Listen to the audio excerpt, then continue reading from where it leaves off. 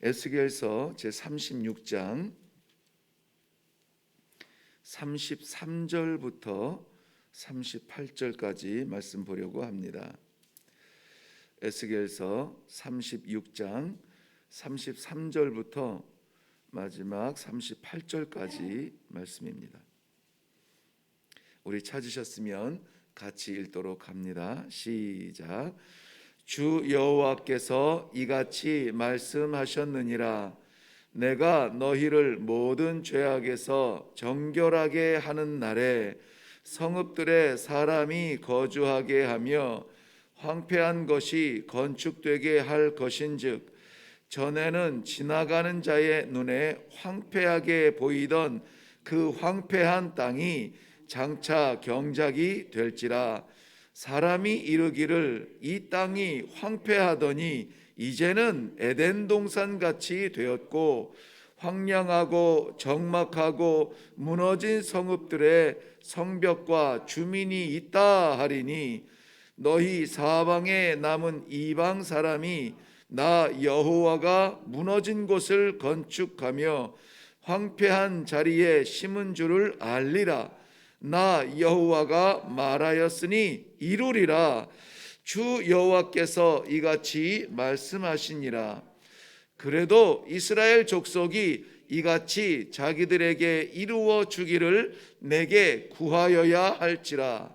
내가 그들의 수요를 양떼같이 많아지게 하되 제사 드릴 양떼 곧 예루살렘이 정한 절기의 양무리 같이 황폐한 성읍을 사람의 때로 채우리라. 그리한즉 그들이 나를 여호와인 줄 알리라 하셨느니라. 아멘. 하나님께서 그의 백성들에게 창조하신 이 땅 위에 모든 생명들에게 구하시고 원하시는 것은 하나 있습니다. 무엇이냐면 내가 여호와인 줄 알리라 하는 거예요. 내가 여호와요 창조주요 너의 아비됨을 좀 알아주라. 이거 하나 때문에 하나님이 우주를 운행하고 계신다는 것 여러분 아십니까? 내 모든 이 시간과 공간 속에 역사하시는 아버지의 뜻은 하나예요. 내가 내 자녀와 마주서고 나의 거룩한 자리에 나의 거룩한 자녀가 함께 그 영광을 누리며 하나님께서 예비하신 그 모든 기쁨을 함께 나누는 것, 이게 아버지께서 우리들에게 바라고 기다리시고 기대하시는 것입니다. 그런데 우리는 여전히 우리의 꿈을 쫓아가다가 넘어지고 자빠져요. 넘어지고 자빠지고 쓰러집니다. 그런데도 불구하고 우리는 뭐라고 합니까? 왜 나를 붙잡지 않으셨냐고 말을 해요. 참 우리 중심의 삶을 사는 것 같습니다. 이스라엘 백성들이 바벨론이라고 하는 그 이방인들, 개처럼 여기는 이방인들에게 공격을 받고 침략을 당하며 집이 무너지고 성벽이 태워지고 성전까지 그렇게 다 무너지도록 철저하게 짓밟히는 이러한 고통을 당하게 돼요. 이것은 늘 말씀드립니다마는 하나님의 백성이 약해서도 아니요 이방인이 강해서도 아니요 힘의 원리가 아니에요.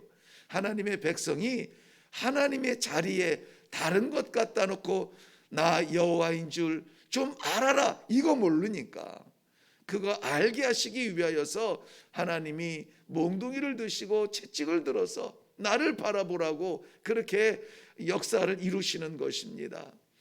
이스라엘 백성들 안타까운 마음으로 이방 땅에 흩어져서 디아스포라, 하나님께서 저들을 흩으시며 낯선 땅에서 고향을 그리워하고 성전을 그리워하고 역사하셨던 하나님을 그리워하는 그 훈련의 시간들을 보내게 해 주시는 것입니다.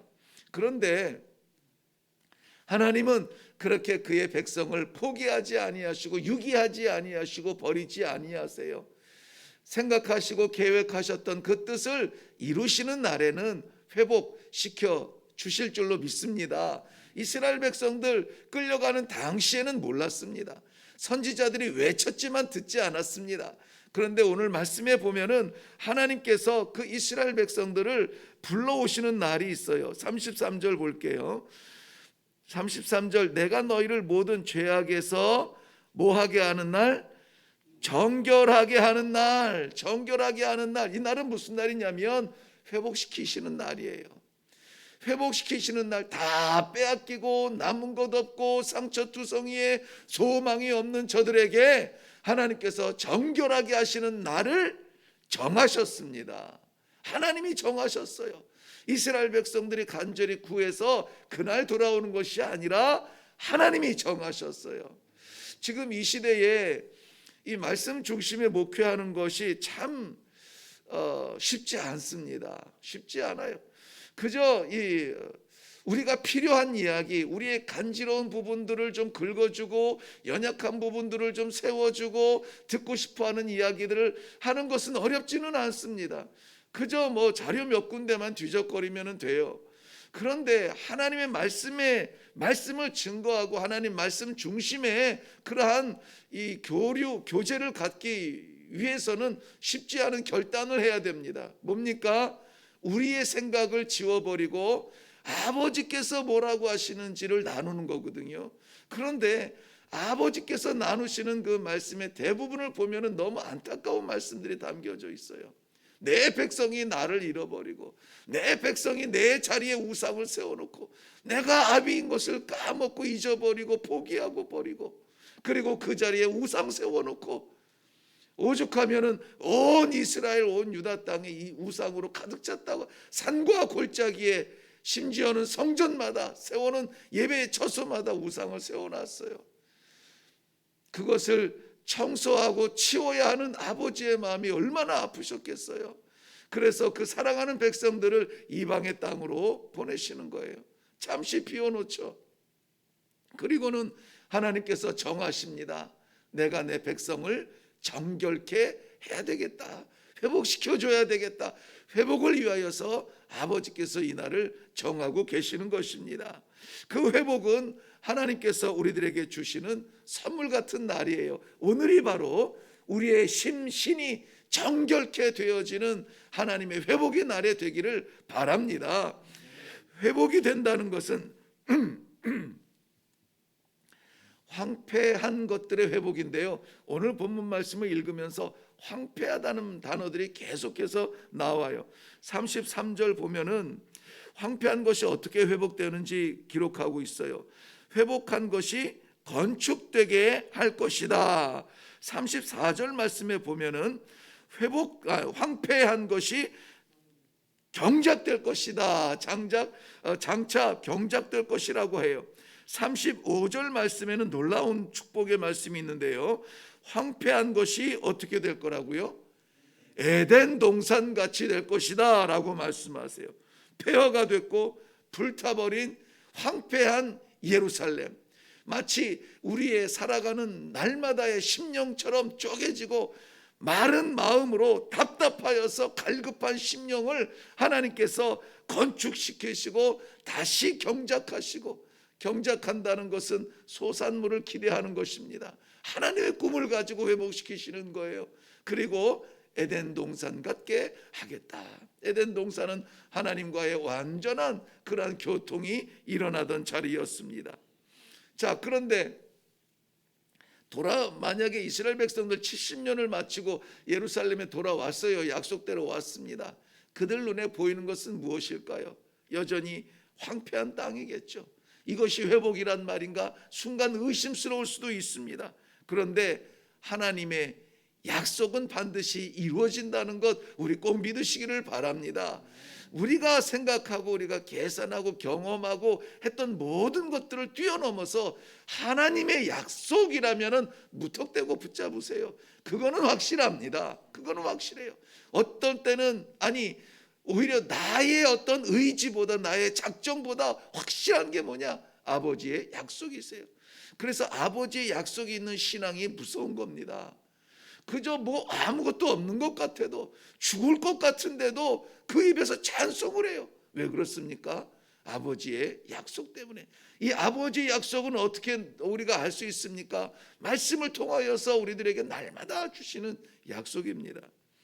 하나님께서 아무리 황폐하고 메마르고 무너지고 불타버리고 남은 것이 없는 비참한 우리의 심정 같은 그 예루살렘을 다시 회복시켜 주실 때에는요, 애지간히 살 만큼 주시는 것이 아니라 오히려 풍성하게 채우신다는 것을 믿으시기를 바랍니다.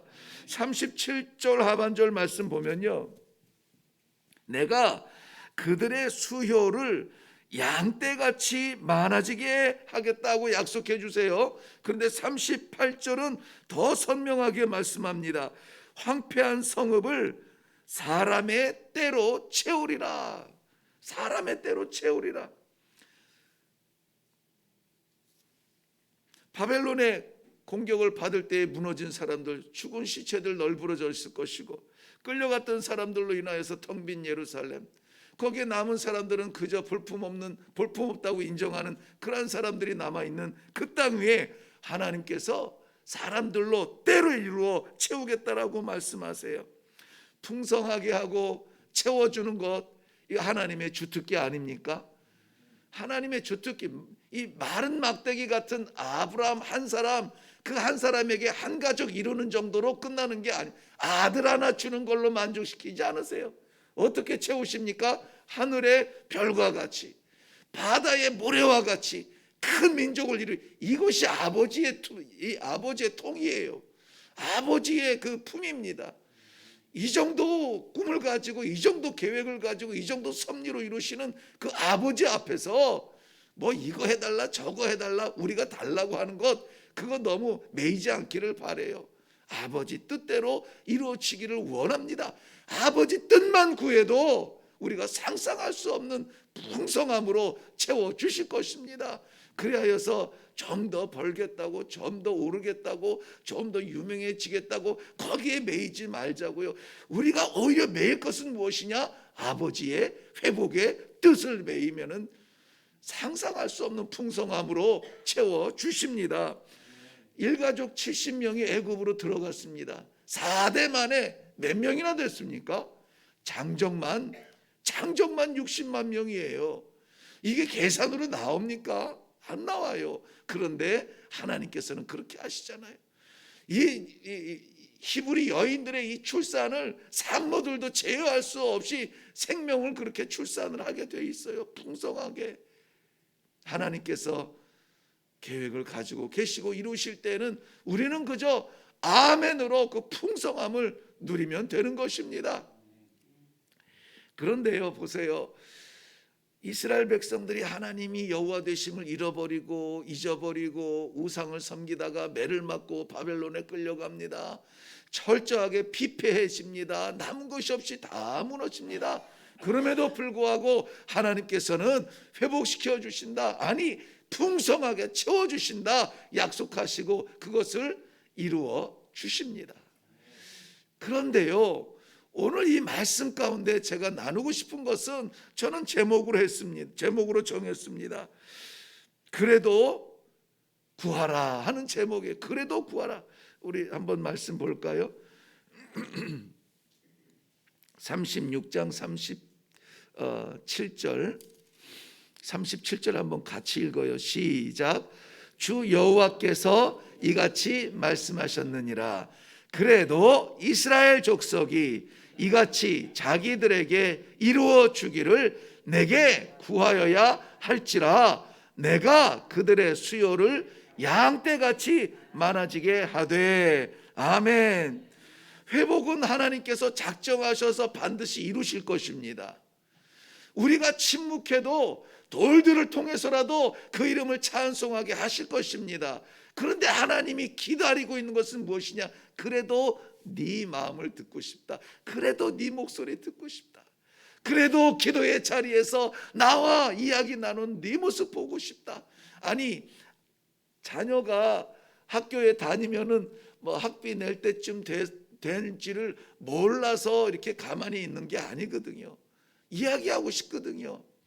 저 학비 낼 때가 되었어요. 그래, 준비해 놨지. 그때 예비해 놓은 저금통에 꼭꼭 감춰놓고 힘들 때도 쓰지 않았던 그 목돈, 우리 자식 등록금으로 내고 싶어하는 그 부모님의 마음이 얼마나 기쁘겠어요. 너를 위해서 준비해 놨지. 하나님께서 우리를 건져주시고 회복시켜주시고 예배의 자리에 다시 불러주시고, 아니 하나님께서 풍성하게 그의 백성들로 채워주실 것은 반드시 이루어집니다. 그래도 어떻게 해야 됩니까? 구해야 됩니다. 그래도 구해야 돼요. 아버지께서 다 아시잖아요. 아버지께서 아시는데 왜 기도해요? 그래도 구하라. 이것이 하나님과 우리와의 소통이고 교제입니다. 이 하나님과 우리와 소통하고 교제한다는 것은 놀라운 축복이에요. 그렇게 할 수가 없었습니다. 절단되어 있었어요. 그런데 예수님의 십자가로 말미암아 다시 아버지를 부를 수 있게 됐고, 다시 하나님 앞에 설 수 있게 돼서 아무것도 가림막이 없게 됐습니다. 이제 마음껏 부르짖을 수 있는데, 마음껏 기도할 수 있는데 왜 기도 안 할까요? 아무쪼록 오늘 하나님께서 우리를 향하여서 갖고 계신 놀랍고 아름다운 그 꿈을 반드시 그 뜻을 이루어 주실 줄로 믿습니다. 그래도 이 아침에 우리는 아버지 인정하고, 아버지 부르고, 아버지께 구할 수 있는, 아버지와 소통하는 자녀들의 그 아침이 되기를 주님의 이름으로 축원합니다. 기도하겠습니다.